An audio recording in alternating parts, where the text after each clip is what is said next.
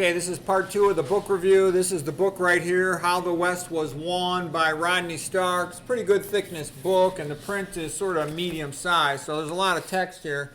He's a real smart guy, Rodney Stark. He was like a sociologist. He's not a religious guy at all. This is not some, oh, isn't Christianity wonderful? He's not coming from that. He just studied it, and it's pretty obvious to anybody who studies the history of Western civilization. Christianity is what changed things. Christianity is the reason why Europe is different than the Roman Empire.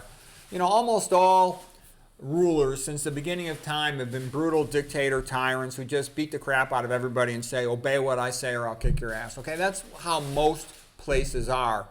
But the ancient Greeks were like a miracle of civilization and free speech. Then the Romans were pretty tyrannical. And then after that, Europe had a lot of places where there was a reasonably good amount of freedom. And what you'll see is all these other places, they either had some backward philosophy which made them think there was no hope of ever understanding the world, or they would have these brutal dictators who wouldn't allow anybody to do anything. For example, gunpowder was invented in China, but they never developed it, okay? They also claimed they invented paper. They never developed it. They had other things like they were good at making iron, but then the Mandarins who ruled China said, oh, no, you shouldn't do that. And they blocked it, or other inventions would just be taken away from the inventor. So in other countries, there was no point to invent anything because the ruler would just steal it away from you or block you from developing it. So everybody's like, well, why do anything? It's like the old joke, the Soviets caused 70 years in a row of bad weather in Russia because all the farmers, they steal all their produce, everything they make, so the guy's got no incentive. Anyways, let's get going with the book here. He starts out with this quote. 40 years ago, he says, in American universities, the best ones, there was a course, a one-year course in Western civilization. Yeah, about 40 years ago is when I was in college, and I can tell you, that was the best class of the whole freshman year, was Western Civ. It provided the general history of the West and historical surveys of art, music, literature, philosophy, and science. But this course has long since disappeared from most colleges on the grounds that Western civilization is but one of many civilizations, and it is ethnocentric and arrogant to study ours. It is widely claimed that to offer a course in Western Civ is to become an apologist for Western hegemony and oppression. Thus, Stanford University dropped its widely admired Western Civ course just months after Jesse Jackson came on campus and led members of the Black Student Union in chants of, hey, hey, ho, ho, Western Civ has got to go. Okay, so this is Rodney Stark speaking, and he says, more recently, the University of Texas has condemned Western civilization courses as being inherently right-wing, and the Yale University even returned a $20 million contribution rather than reinstate the course. Now, you have to realize, I'm sure that's BS. They just wrote that to create a stir. And Yale has been very anti-American and pro-communist since back in the 1950s. Okay, remember that they had that genius over there, Wilmore Kendall, and they harassed the crap out of that guy until he left the place. All right. So what I'm trying to say is, the universities of the USA are basically anti-American places, anti-Western, anti-freedom. And, I went to Stanford back in the 1980s, and man, Western Civ, it was the best class. It was great. It was fascinating. It was interesting. Okay? Now, just to let you know, after studying all this stuff, he didn't start out this way, and he's not a Christian, this guy, okay, Rodney Stark. He said, modernity is entirely a product of Western civilization. He goes, that's where it comes from. And if you look back in time, the foundation pillars of Western civilization, there's 3 of them, okay?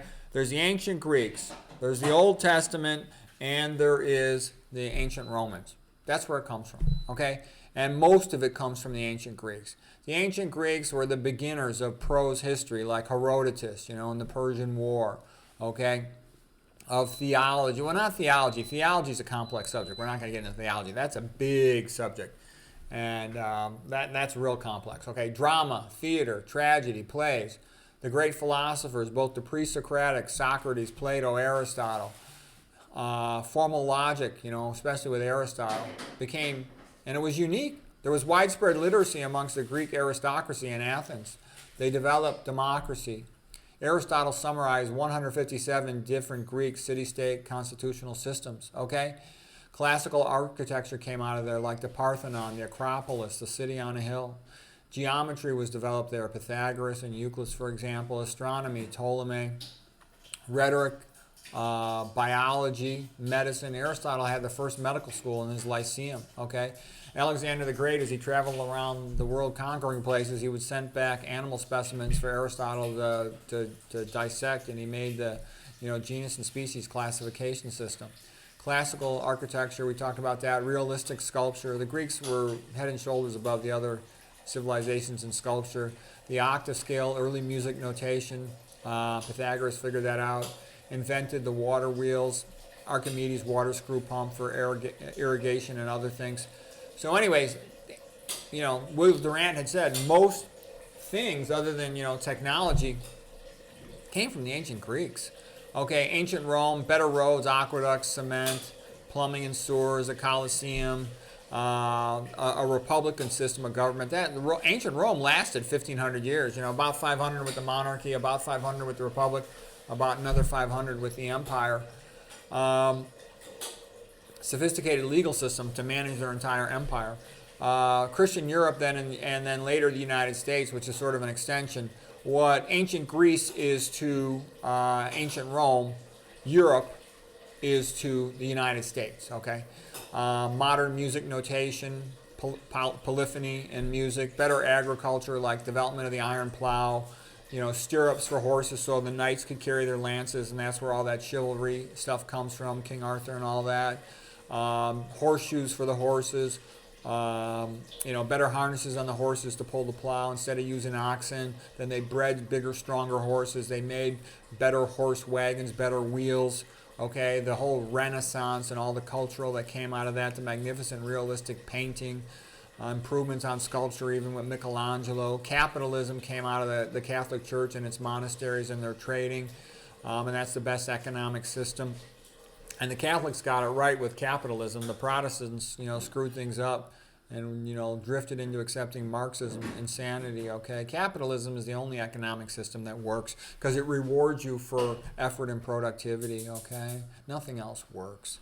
Let's see, metallurgy advancements, as I alluded to, eyeglasses, mechanical clocks, the printing press, which they developed, the use of paper with the printing press, which they developed, preservation of ancient knowledge through the monks, especially the Irish monks that kept the Greek and Roman books and the Bible alive so it didn't disappear from civilization. Improved literacy, especially to read the Bible, was the initial goal, and then translating the Bible into these other languages which didn't even have a written alphabet. International law came out of their dealing with their trade, and later with their dealing with their missionary conquest, like in South America and Middle America and whatnot. There was a missionary priest who insisted on treating people fairly, not the secular rulers. Cathedral architecture, all these machines, the telescope. We talked about the heliocentric universe with regard to astronomy. Organic chemistry, it was only in the West did astrology really develop into sophisticated astronomy, and alchemy developed into sophisticated chemistry. The Industrial Revolution, which was primarily in England, and later on it sort of became an American thing especially. All these modern inventions, they come from the West. The steam engine, the steamboat, the trains, the railroad, the telegraph. So anybody, all countries of the world should have a year class in Western civilization because that's where the modern world comes from, okay? People don't understand how powerful Christianity is as a generator of good behavior and also of making people want to do science. A lot of these other countries, they don't even really have a religion. They have a philosophy. Confucius is not a religion. There's no God. He was just a philosopher. Okay, Buddha is not a God. He was just a philosopher. Christ was God, okay? It's a religion. There's a difference. Okay, it got rid of slavery. Okay, all this modern stuff, the refrigerator, the light bulb, electricity, okay? The radio, the TV, the automobile, plane, semiconductor, computer, cell phone, all from the West. Okay, and Christianity is what made it happen. Okay, that'll be more obvious as we go along, but it's a fact. It's a proven fact. There's no dispute about it. Only Westerners thought science was possible and worth pursuing. Okay, I put the page numbers in here if you want to look this stuff up yourself. How the West Was Won, Rodney Stark, page 5. Okay, The Westerners had a worldview coming from the Bible that the world functioned by rational rules and could be discovered, and we were created in God's image. Rome had never had an industrial revolution. That's because they had so many slaves. When you got all these slaves, then why bother trying to, develop machines when you got so much free labor, okay? The Dark Ages never happened. That was just an insult, a pejorative label placed upon the Middle Ages by the Enlightenment atheists like the French philosophes, Diderot, Rousseau, and Voltaire, those jerks who destroyed France. Okay. And the other thing I've noticed, and Rodney Stark comments on it, Christians tend to be very individualistic, sort of jealous of each other, disunited, competitive. And that actually led to innovation, though. They were competing with each other in different places versus most other big dictatorship tyrannies like China and Egypt and stuff. There's one ruler who just kicks everybody's butt and doesn't allow anybody to innovate anything, okay? But with all these little competing principalities in Europe, it led to innovations, okay? But the lack of unity amongst Christians makes them kind of weak. And if a country doesn't unify like Ireland, they couldn't unify the chieftains. A big national army like England just comes in and kicks their butt, okay? To a lesser degree that happened in Scotland, but they're just too small. Or Poland, they're just too small. France and Spain sort of kicked Italy's butt for that reason as well. That's what Machiavelli was trying to prevent. Okay, we talked about how China invented some things like we talked about them, but the rulers wouldn't allow them to develop them. And since the dawn of history, most people's lives were just miserable. Most people are treated basically like farm animals by the ruler. And the ruler declares himself a god and says that everyone else is just beneath them and must obey. Roman emperors, some of the bad ones, they would insist on having a concubine, in their bed every single day, a different woman every single day, okay? And they even did things like Nero, a pearl hunt, where if they thought a girl was pretty, they would just send their Roman soldiers, go bump off her family, and they would take her and make her into a sex slave. Okay, that's how it was. That's how it is in these places. Some of these places, you'll hear names like Khan or something, where, the ruler had 1,000 children because he just forced all the women to have sex with them. Okay, that's the way it is in these places, and I think that's what people are going to see a lot of bad behavior the more they open up the the thing that's called the border down south, okay? You don't want that opened up. Other places don't see things the way the West does, okay? These ladies that think that's such a great idea, they won't be able to walk down the street. Okay, so he says, at the dawn of history, most people's lives were misery and exploitation, living in tyrannical empires that covered huge areas of territory like Mesopotamia, Egypt, Persia, India. Most people were little better off than oxen, per anthropologist Marvin Harris. The rulers extracted every ounce of surplus production, so you couldn't keep anything, you could never progress in your wealth. In the midst of all this, a miracle of progress occurred in ancient Greek. It was here that the formation of Western civilization began. That's well agreed upon by anybody who studied it. The Romans knew of the watermill, but they made no effort to develop it because they had all the slave labor to grind their flour. Edith Hamilton, in the Greek way, she wrote, "The Greeks were the first people in the world to play, and they played on a great scale. All over Greece there were games, all sorts of athletic games, athletic contests of every description, contests in music, contests in playwriting, contests in dancing. The games are so many that one grows weary just reading the list off. Wretched people, toiling people, they do not play. Nothing like the Greek games was conceivable in Egypt or Mesopotamia. Play died when Greece died, and many a century passed before it was resurrected." Yeah, in ancient Rome, the gladiator games were not play. The gladiators would die in those contests, okay? Most of them were slaves. That was not a fun thing to do. In 430 BC, Athens had a population of about 155,000. So by modern standards, it was relatively small. But there were so many geniuses came out of Athens, it's incredible. There's Pericles, there's Socrates, there's Plato, there's Aristotle, there's Aristophanes, Aeschylus, Sophocles. Okay, it's amazing. Euripides. Okay, it goes on and on. There's Thucydides, Herodotus, Hesiod. All right, let's see here. The Greeks had no large navigable rivers and a lousy soil for agriculture. They had all these mountainous areas, and they had to trade, which got them to see different places and to think, and they luckily had free speech like in Athens, so they could develop their reason.